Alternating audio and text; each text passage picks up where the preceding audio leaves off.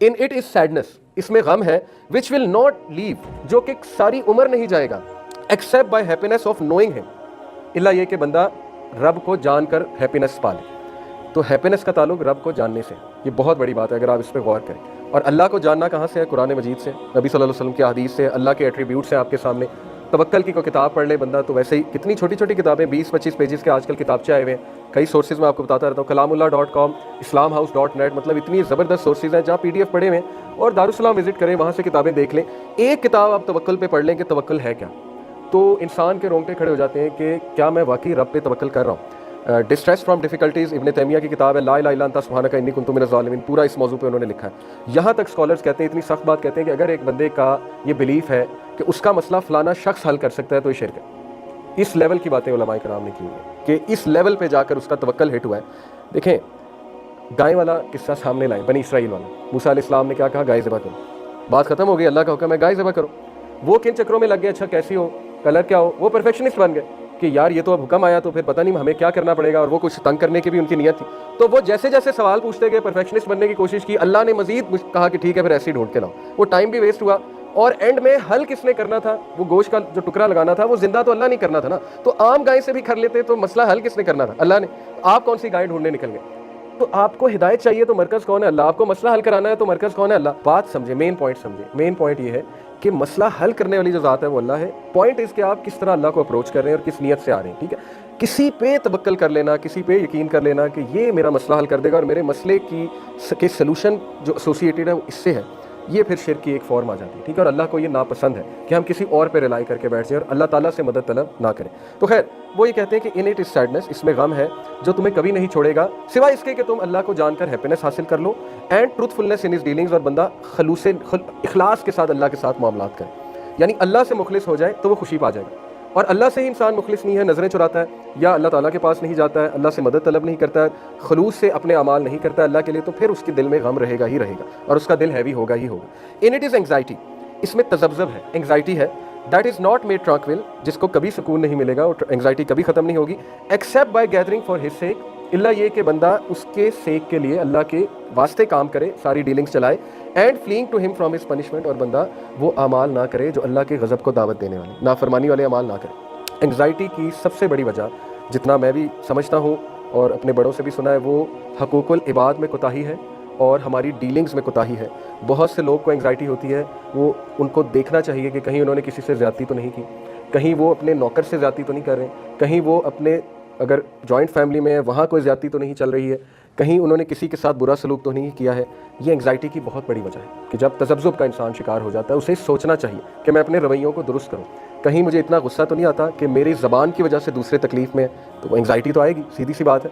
یہ برین کے function, psychology بھی ہے اس کے پیچھے، کوگنیٹو ڈسوننس کی وجہ سے انگزائٹی آتی ہے۔ کوگنیٹو ڈسوننس تبھی ہوتی ہے جب انسان وہ کر رہا ہے جو اسے کرنا نہیں چاہیے، اور پھر برین کوگنیٹو ڈسوننس میں چلا جاتا ہے، پھر ڈیفینس میکانزم بنتا ہے۔ فروئڈ نے ساری اس کی سیگمنٹ فروئڈ نے سائنس سمجھائی، وہ ڈیفینس میکانزم انگزائٹی کاز کرتا رہتا ہے اور انگزائٹی کو ڈیکریز کرنے کی کوشش بھی کرتا ہے، لیکن وہ کیا ہوتا ہے کہ ساری انگزائٹی سب کانشیس میں جاری ہوتی ہے، مسئلہ اصل میں حل ہو نہیں رہا ہوتا ہے، اور پھر انسان کا دل گھبراتا ہے، انسان جو ہے وہ کہتا ہے کہ مجھے انگزائٹی ہو رہی ہے۔ بہرحال اور بھی بہت سی وجہ ہو سکتی ہے انگزائٹی کی، ضروری نہیں کہ یہی ہے، ہو سکتا ہے آپ کے ساتھ کوئی زیادتی کر رہا ہو اس کی انگزائٹی ہے، یا ہو سکتا ہے ویسے کسی کو انگزائٹی پیشنٹ ہو، اس کی ہیریڈیٹری ریزنز بھی ہوتی ہیں، کچھ لوگوں کو انگزائٹی ویسے ہی ہوتی ہے تو وہ پھر ڈاکٹر کو دکھانا پڑے گا۔ لیکن اینی وے جو یہ کہہ رہے ہیں وہ یہ کہہ رہے ہیں کہ اس میں انگزائٹی ہے جس کو کبھی سکون حاصل نہیں ہوگا سوائے اس کے کہ وہ اللہ کے ساتھ خلوص نیت کے ساتھ چلے، اور یہ کہ وہ ایسے اعمال نہ کرے جو اس کو ناراض کرنے والے، ورنہ انگزائٹی آئے گی، اسٹریس آئے گا، ڈیفینیٹلی آئے گا۔ پھر فرمایا in it is a fire, اس کے اندر ایک آگ ہے، کس چیز کی؟ ریگریٹ کی، ندامت کی۔ بہت سے لوگ ریگریٹ میں ہوتے ہیں، ساری عمر ریگریٹ میں ہوتے ہیں، تو وہ ریگریٹ کبھی نہیں ختم ہوگا۔ یہ ابن قیم کہہ رہے ہیں وہ آگ ریگریٹ کی کبھی ختم نہیں ہوگی سوائے by satisfaction with his commands,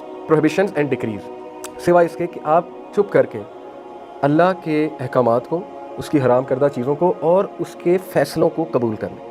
اس کے علاوہ کوئی حل نہیں ہے اس فائر آف ریگریٹ کو مٹانے کے، کہ مجھ سے یہ ہو گیا، پاسٹ میں نے یہ کر دیا، یا مجھ سے ایک بہت بڑا گناہ سرزد ہو گیا۔ ٹھیک ہے، ندامت ایک حد تک اچھی بات ہے، لیکن اس ندامت کو بجھانے کا طریقہ یہ ہے کہ آپ موو فارورڈ کریں، یہ سوچ کر کہ اللہ کے فیصلے تھے، اللہ تعالیٰ نے مجھے کچھ سکھانا تھا، اور پریزنٹ پہ فوکس کریں۔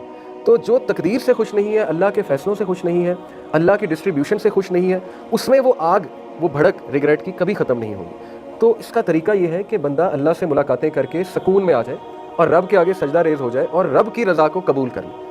یہ ہمیں کرنا چاہیے بہت زیادہ. اسی لیے صبح شام کے اذکار میں رضیت باللہ ربًا وبالاسلام دینا وبمحمد صلی اللہ علیہ وسلم نبی، یعنی یہ دعا ہے 3 بار پڑھتے ہیں صبح اور شام. یہ ہمارا ذہن بنا رہا ہے کہ میں راضی ہوں اللہ سے ایز مائی رب، اسلام سے ایز مائی ریلیجن، اور محمد صلی اللہ علیہ وسلم سے ایز مائی نبی. تو اللہ تعالیٰ بھی اس سے راضی ہو جاتا ہے. تو یہ پریکٹس ڈیلی سکھائی ہے ہمیں رسول اللہ نے کہ پڑھو، کیونکہ پڑھنے سے، زبان سے ادا کرنے سے ری انفورسمنٹ ہوتی ہے، ایسے بیٹھے بیٹھے نہیں ہوتی. تو روزانہ اپنے آپ کو یاد کرو، رضیت باللہ ربًا، رضیت باللہ ربًا، میں راضی ہوں اللہ کے فیصلوں پر. اور جو بندہ اس کے زبان پہ یہ چیزیں جاری ہو جائیں گی تو پھر اللہ اس کو کافی ہو جائے گا. جو اللہ کے بارے میں ہم سوچیں گے ویسے ہی ہمارے ساتھ معاملات پیش آئیں گے. تو یہ فائر آف ریگریٹ نہیں ختم ہوگی، ابن قیم کہتے ہیں، جو قلب میں ہے، سوائے اس کے کہ آپ سیٹسفائی ہو جائیں اللہ کے کمانڈمنٹ سے، اللہ کے فیصلوں سے، اور اللہ کی حرام کردہ چیزوں کو حرام کردہ مان لیں، اور embracing patience with that until the time he meets ہم، صبر کر لیں یہاں تک کہ آپ اللہ سے ملاقات کریں. تو صبر کی بہت تلقین کی گئی قرآن مجید میں. 91 بار 91 ٹائم صبر کے کنسیپٹ کا ذکر ہے، اور بھی بہت بار ہے لیکن ڈائریکٹ بات کر رہا ہوں. تو جنتیوں کی ایک خاص بات یہ کہ وہ صابرین میں سے تھے. پھر انبیاء کا ایک بہت بڑا ایٹریبیوٹ اللہ نے بتایا، صابرین میں سے تھے. تو صبر کیا ہوتا ہے؟ صبر کی ڈیفینیشن یہ رسول اللہ صلی اللہ علیہ وسلم نے فرمایا کہ patience is at the first strike of calamity. صبر ہے ہی یہ کہ حادثے کے شروع میں صبر ہوتا ہے، اس کے بعد تو صبر نہیں ہے. اس لیے کوشش یہ کرنی چاہیے، اپنا مزاج ایسا بنانا چاہیے کہ بندہ صبر کرے. صبر یہ نہیں ہے کہ ویٹ کرتے رہو اور سفر ہوتے رہو، وہ سفرنگ. صبر اور سفرنگ میں فرق ہے. صبر یہ ہے کہ اپنے معاملات کس کو سونپ دو؟ اللہ کو سونپ دو، اور کوشش کرو ان کو حل کرنے کی، اور اللہ پہ توکل کر لو کہ اللہ تعالیٰ کافی ہے، اللہ تعالیٰ حل کر دے گا. لیکن بے صبری یہ ہے کہ پینک ہونا، اور ظاہر ہے کہ ناشکری کرنا، تقدیر کو چیلنج کرنا، ایسے الفاظ کہنا، ایسے جملے کہنا جو صبر سے بالکل خالی ہیں. جیسے آپ صبر دیکھیں حضرت یعقوب علیہ السلام کا، کہ ہر بات پہ وہ کہہ رہے ہیں کہ واللہ المستعان، کہ میں اللہ تعالیٰ مجھے کافی ہو جائے گا، اللہ کی مدد ہی ساؤٹ کرتے ہیں ہم. فصبر جمیل واللہ المستعان، کہ میں صبر جمیل کروں گا اور اللہ تعالیٰ کافی ہے. اور پازیٹیو سینٹینسز کہہ رہے ہیں. یوسف علیہ السلام پہلے ہی ظاہر ہے وہ ان سے دور چلے گئے، تو بن یمین بھی جب گئے، یوسف علیہ السلام کے جو بھائی تھے، تو جب بھائیوں نے آ کے بتایا کہ تو بن یمین بھی ادھر رہ گیا، تو وہ جو پورا معاملہ تھا آپ نے پڑھا ہوگا سورہ یوسف میں، تو والد نے کیا کہا، یعقوب علیہ السلام نے کیا کہا کہ مجھے یقین ہے اللہ دونوں کو لے آئے گا. تو وہ تو صبر کے ساتھ پازیٹیو سینٹینسز کہہ رہے ہیں اللہ تعالیٰ کے بارے میں. تو یہ بہت ضروری ہے، اور اسی سے قلب سکون میں آئے گا، اسی سے جو فائر آف ریگریٹ ہے وہ بجھے گی. ادروائز جو ہے وہ فائر آف ریگریٹ بڑھتی جائے گی، کیونکہ قلب پہ ہی شیطان کا اٹیک ہے. یاد رکھیں، آپ سورہ فلق کی تفسیر پڑھ لیں، وہ بھی قلب پہ اٹیک کرتا ہے. صدور میں کیا ہے؟ صدر میں کیا ہے؟ قلب ہے.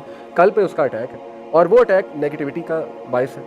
جو سوچ پیدا ہو رہی ہے، جو قلب کی آپ کی کنڈیشن ہے، وہی سوچ پیدا ہو رہی ہے. اسی لیے لوورنگ گیز کا بھی حکم دیا گیا نوجوانوں کو، کیونکہ ابن قیم نے کہا کہ جب ہم کسی ایسی چیز کو دیکھتے ہیں جو حرام کردہ ہے، تو وہ تیر کی طرح قلب پہ جا کے لگتی ہے، اور وہ تیر زہریلا ہے، تو قلب اس سے جو ہے وہ خراب ہوتا ہے. اسی لیے یہ حدیث بھی ہے، تعرض الفتن علی القلوب کالحصیر عودا عودا، صحیح مسلم کی حدیث ہے کہ قیامت والے دن فتنے نمودار ہوں گے لوگوں کے قلوب پہ، دلوں پہ نمودار ہوں گے.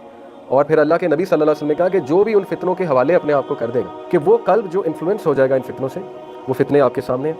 ان فتنوں کی سب سے بڑی سورس ٹی وی ہے اور انٹرنیٹ ہے، کیونکہ ہر طرح کی آئیڈیالوجی آپ کے سامنے آ رہی ہے، انٹرٹینمنٹ آپ کے سامنے آ رہی ہے، اور مختلف آئیڈیالوجیز آپ کے سامنے آ رہی ہیں. فتنے ہی ہیں، ٹیسٹ اور ٹرائل ہے. جو ان میں پھنس جائے گا تو وہ دل نہ اچھائی کو پہچان سکے گا، نہ برائی کو پہچان سکے گا، سوائے اس کے جو اس کا من کرتا ہے، جو اس کی ڈیزائر کہتی ہے، وہ پھر اس کا حال ہے. تو یہاں بھی قلب کی طرف ہی فتنوں کا اشارہ کیا گیا کہ فتنے نمودار ہوں گے اس کے قلب پہ، اٹیک کریں گے اس کے قلب پہ. ٹھیک ہے، تو قلب کی حفاظت بہت ضروری ہے.